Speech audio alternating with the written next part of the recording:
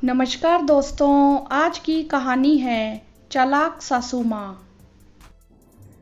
सुषमा और सुमंत जी के दो बेटे हैं, हर्ष और सात्विक। बड़े बेटे हर्ष ने 3 साल पहले लव मैरिज की थी और अभी 6 महीने पहले उन्होंने अपने छोटे बेटे सात्विक की शादी की है। बड़े बेटे की शादी में बेटे की मां बनकर लड़की वालों के ऊपर धौंस जमाने का सुषमा जी का सपना धरा का धरा रह गया था। सात्विक माँ का लाडला बेटा भाई की शादी में माँ के अरमानों को ढहते देख चुका था, इसीलिए उसने माँ से कह रखा था, मेरी शादी तो तू ही तय करेगी। लड़की खोजने से लेकर निरखने परखने तक की जिम्मेदारी माता पिता को देकर सात्विक भी निश्चिंत और इधर माता पिता भी बहुत अच्छा महसूस कर रहे थे। आखिर कौन माँ बाप नहीं चाहते भरे पूरे अरमानों से अपने बच्चों की शादी करना। लड़की ढूंढो अभियान जोर शोर से शुरू हुआ। बेटे ने बस एक ही शर्त रखी थी कि दहेज रहित शादी होनी चाहिए। मरते क्या ना करते, बड़े ने तो सब कुछ तय करके खबर दी थी।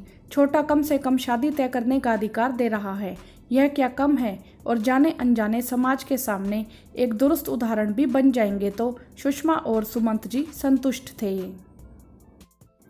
हर्ष ने अपने साथ काम करने वाली भावना से शादी की थी, जिसे नौकरी पेशा होने के कारण सुषमा जी काफी तेज समझती थी और इस चक्कर में उनके रिश्ते में मिठास से ज्यादा खटास थी। इस बार उन्होंने पहले से सोच रखा था, तेज तरार बहू तो बिल्कुल नहीं चाहिए। सीधी सादी पढ़ी लिखी घरेलू सपना उन्हें पसंद आ गई। चट मंगनी पट ब्याह के तर्ज पर सात्विक और सपना की शादी हो गई। दहेज रहित शादी थी, इसीलिए लड़की वालों ने जी खोलकर स्वागत सत्कार किया। सुषमा जी के दिल की सारी दबी इच्छाएं पूरी हो गई। नाते रिश्तेदारी और समाज में परिवार की बहुत वाहवाह हुई। यह शुभ विवाह संपन्न हुआ। 4-5 दिन पूरा परिवार इकट्ठे रहा। फिर हर्ष और भावना दिल्ली, जहां उनकी नौकरी थी, और सात्विक और सपना भी हनीमून पर निकल गए। हनीमून अरेंज मैरिज का सबसे खास समय होता है, एक दूसरे को जानने समझने का।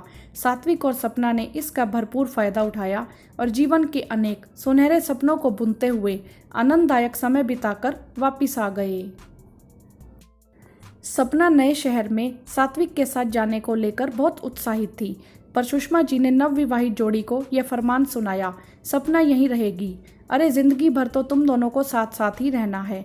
अभी ससुराल में रहो, यहाँ के तौर तरीके सीखो और रिश्तेदारों से मिलो, फिर घर गृहस्थी में उलझना।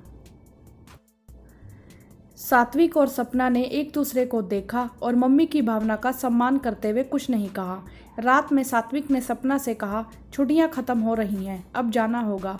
भैया भाभी तो शादी के बाद साथ साथ ही गए थे।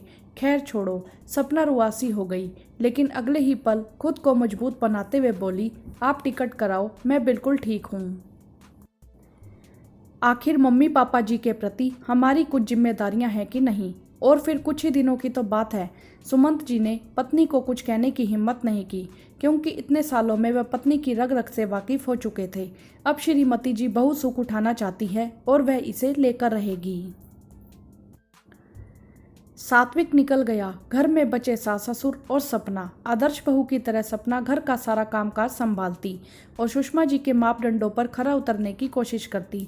सुषमा जी अब स्वच्छंद पंछी थी।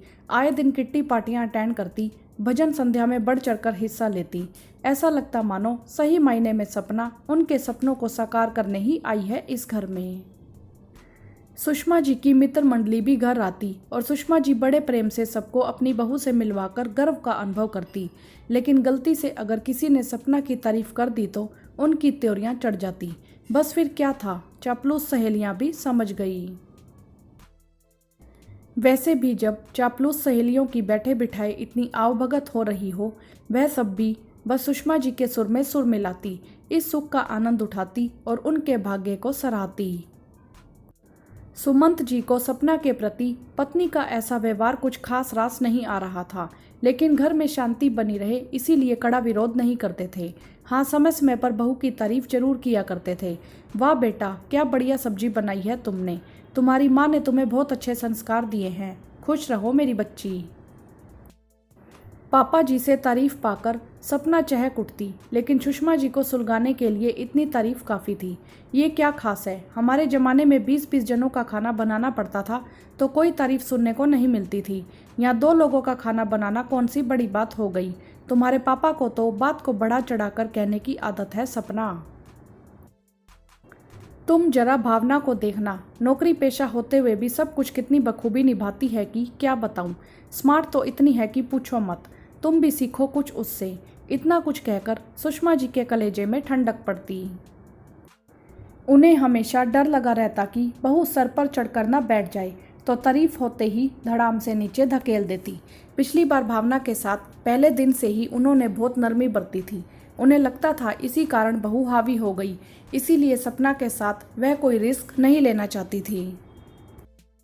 मैदान में आमने सामने थी सुषमा जी, एक परिपक्व योद्धा जिसने अपनी गलतियों से सबक लेकर अपने दाव और मजबूत कर लिए थे, और दूसरी तरफ ही सपना, एक नया नवेला योद्धा, शायद अभिमन्यु, जो चक्रव्यूह में प्रवेश तो कर गया था लेकिन निकलने का रास्ता मालूम ही नहीं था।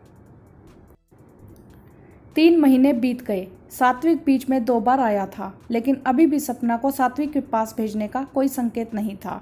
अब सपना भी धीरे धीरे बेचैन हो रही थी। मायके से माँ ने ऐसी घुट्टी पिलाई थी कि ज़्यादा जुबान नहीं चलाना, शुरू शुरू में तो थोड़ा सहन करना पड़ता है और बाद में सब कुछ ठीक हो जाता है। बस यही सोचकर वह सिर्फ सात्विक के आने के दिन गिनती और चक्रव्यूह भेदने का प्रयास करती।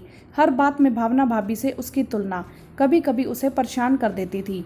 भावना ऐसा करती है, भावना वैसा करती है आदि। अब की बार बात बन गई। सात्विक सपना को लेकर पुणे आ गया। मस्ती भरे दिन बीत रहे थे। मम्मी पापा जी और भैया भाभी से बात होती रहती। अब सपना और भावना एक दूसरे के साथ काफ़ी खुल गई थी। एक बार भावना से बातचीत करने के दौरान पता चला कि मम्मी जी सपना की बहुत तारीफ करती है। उसकी अनगिनत बातें हैं जो उन्होंने भावना को सीखने के लिए कहा है, जैसे घर बाहर सब कुछ बखूबी मैनेज करना, टेस्टी खाना बनाना, घर की साज सज्जा, परिवार के सभी सदस्यों का मान सम्मान करना आदि। जानती हो सपना, कभी कभी तो तुम पर गुस्सा आने लगता था कि कल की आई लड़की से अब सब कुछ सीखूं मैं।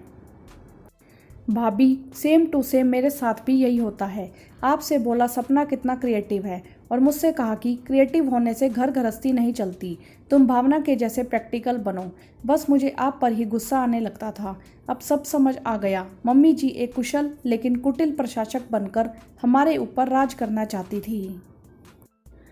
दोनों देवरानी जेठानी आपस में टकराती रहें और मम्मी जी खेमा बदल बदल कर इसका आनंद लेती रहें। अब तो मम्मी जी की चालाकियां भावना और सपना जान चुकी हैं, तो देखना है आने वाले दिनों में ऊँट किस करवट बैठता है। दोस्तों, इस कहानी के माध्यम से सिर्फ और सिर्फ एक ही बात रखने का प्रयत्न किया गया है कि आपसी रिश्तों में प्यार और सद्भाव होना चाहिए। फूट डालो और राज करो की नीति पर चलकर आज तक किसी का भला नहीं हुआ है। एक दूसरे के साथ परस्पर प्रेम और सम्मान का भाव होना चाहिए, तभी एक आदर्श परिवार बन सकता है। रिश्ते का यह फार्मूला हर रिश्ते के लिए फ़ायदेमंद होता है, और सास बहू के संबंध में तो जरा ज़्यादा ही। सभी सास और बहू से यही निवेदन है कि नए रिश्ते की शुरुआत बदले की भावना से ना करें। एक दूसरे को समय दें, अपने विचारों या अपनी अपेक्षाओं को एक दूसरे पर ना थोपें। आपकी इस विषय में क्या राय है, आप हमें कमेंट करके ज़रूर बताएं। वीडियो को लाइक करें, शेयर करें और चैनल को सब्सक्राइब भी करें। धन्यवाद।